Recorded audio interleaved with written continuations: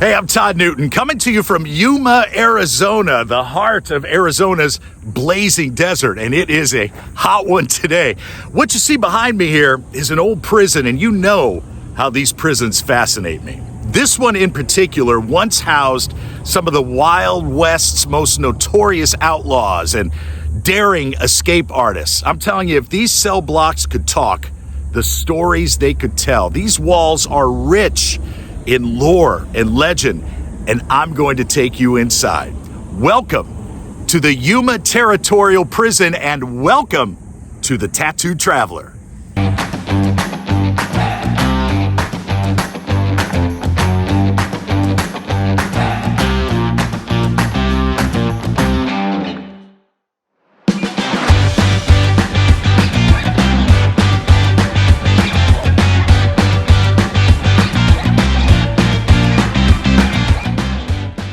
Located about 185 miles southwest of Phoenix, Arizona, 2.5-3 hour drive, charming downtown Yuma is rich in cultural history. A lot of great little shops and restaurants.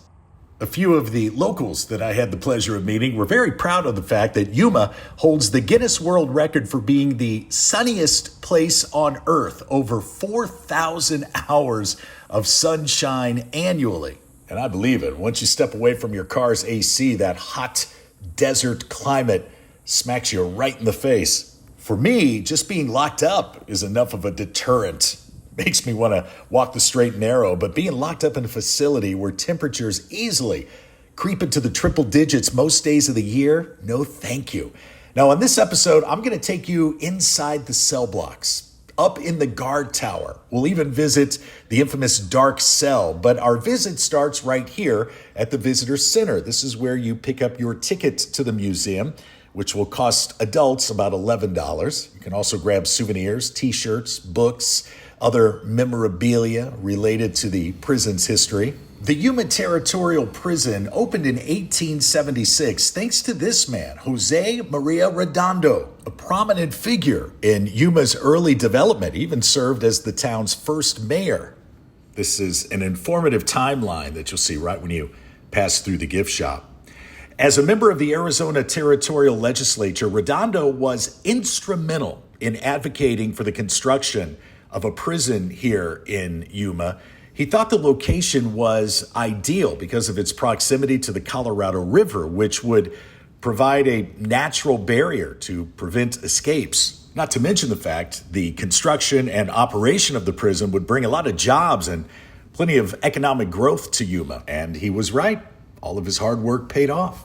Now, the first significant structure I want to introduce you to is called the Sally Port. Basically, it's the main entrance, and we'll get into that a little further in a moment. But in the fall of 1887, 7 Hispanic prisoners decided they had had enough of the Yuma prison, and they came up with a plan to escape.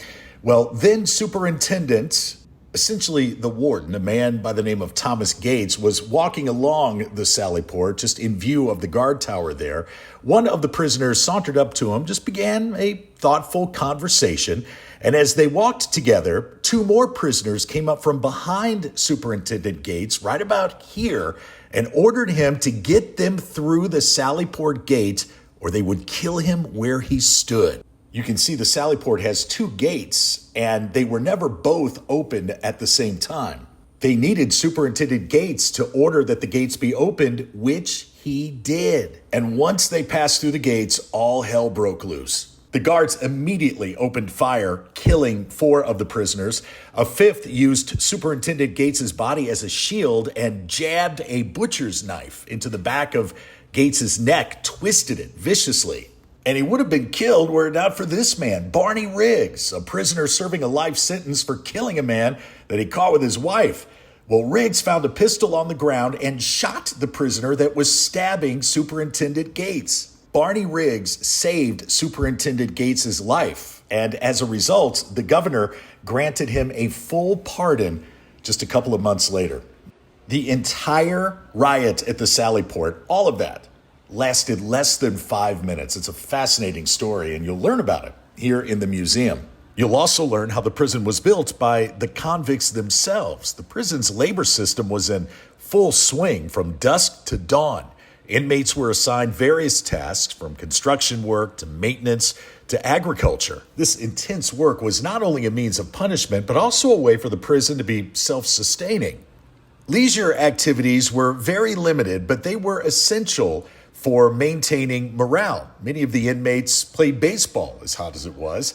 Others chose to do something a little more relaxing, like create lace. Some prisoners were allowed to put on vaudeville shows or play musical instruments. Reading was highly encouraged here. The prison had a library, which I'll show you, that had a collection of over 2,000 books in it, donated by individuals and organizations.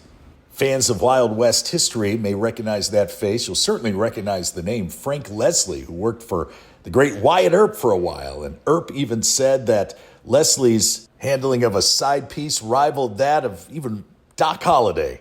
When a prisoner would first arrive, they were questioned as to their nationality, education, and religion. They'd get their head shaved and then their pictures taken in a chair just like this against that mirror. So you got the profile shot and the straight on shot all at once. Yeah, kind of like this. Guilty of stealing a kiss. Desert Alcatraz, as the prison was sometimes called, held 3,069 prisoners during its 33 years in operation. Only 29 of those prisoners were women. These fellows were some of the toughest, but surprisingly, only one inmate was ever put to death. That was by hanging, of course. His name was Jose Gabriel, and he was convicted of murdering his girlfriend in a fit of jealousy. He was executed on January 30th of 1900. And prior to that day, they weighed him, filled sandbags until they had his exact weight, and did a couple rehearsals, if you will, just to make sure everything would go smoothly. It was the first and only legal execution to take place at the prison. Now, Pearl Hart was the most well-known of the female convicts. She was convicted for stealing that pistol and sentenced to 5 years. It belonged to a stagecoach driver. She and her sidekick, Joe Boot, held up the coach and they were quickly arrested. Boot was convicted of robbing the stage and sentenced to 35 years, but Pearl flirted her way into a much more lenient sentence. And this young lady, 20-year-old Pearl Eicher, is the only woman who was buried in the cemetery, which you and I will tour towards the end of the show. She died of a bowel obstruction just a few months into her sentence. Inmates often referred to this prison as the hell hole. They were only allowed to bathe once a week. After that bath, they'd be given fresh clothes, a couple of towels. The museum here is in what was once the dining hall. That floor is original, so that at least would be cool in the summer, warm in the winter. The rest of the rooms were either surrounded by adobe walls or excavated from the almost solid rock hill. And there were plenty of attempted escapes, but where were you going to go if you made it over that wall? The prison was surrounded by desert. Most who tried to make a break for it were either captured or shot dead. Others were just never seen again. And this is the cell block. These cells confined men and women from 21 countries: China, Mexico, Russia, Ireland, Wales, Scotland, Germany, England. 6 to a cell, if you can imagine that. And these cells held all occupations: prostitutes, cooks, gamblers, farmers, sailors, laborers, gunfighters, and the youngest prisoner here at the prison was a 15-year-old boy. 15. His name was Charles Smith, and he was sentenced to 1 year here in the prison for grand larceny. How terrifying all of this must have been for him. Very little, if any, mercy was shown to any of the inmates. Men and women were separated, of course, but I just cannot wrap my head around what life must have been like here. Just one day with the yelling and the cramped confines and all of the violence and prisoners literally losing their minds here. If you saw the episode we did Behind the Bars of Alcatraz, you know I've spent some time in cell blocks, but nothing quite like this.